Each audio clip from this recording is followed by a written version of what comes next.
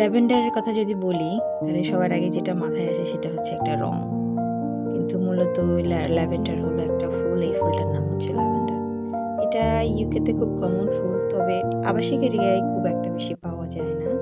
কারণ এটা আবাসিক এরিয়ার মধ্যে হয় না খুব একটা বেশি, হলেও খুব অল্প পরিসরে কম হয়। আর পাহাড়ি অঞ্চল ঘেঁষে অনেক বড় এরিয়া জুড়ে লাইন ধরে ধরে এটা চাষ করা হয়। এখান থেকে মানে অনেক ঔষধি গুণ আছে এটার।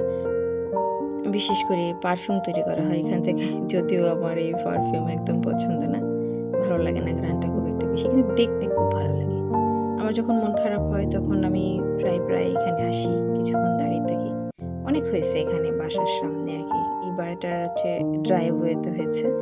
আমি মাঝে মাঝে যখন ভার্সিটিতে যাই তখন এখানে কিছুক্ষণ দাঁড়িয়ে থাকি, ছবি তুলি, দেখতে ভালো লাগে আমার। কেন জানি না, মনটাতে খুব শান্তি শান্তি অনুভব করি এখানে দাঁড়ালে, একটু মুডটা একদম হয়ে যায়।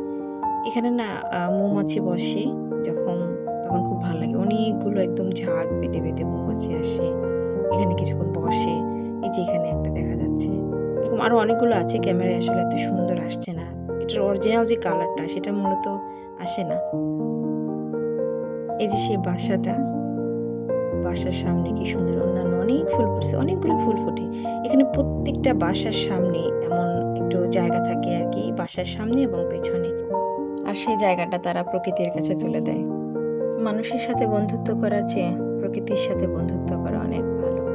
মানুষ মূলত বেইমান হলেও প্রকৃতি কিন্তু কখনো বেইমান হয় না।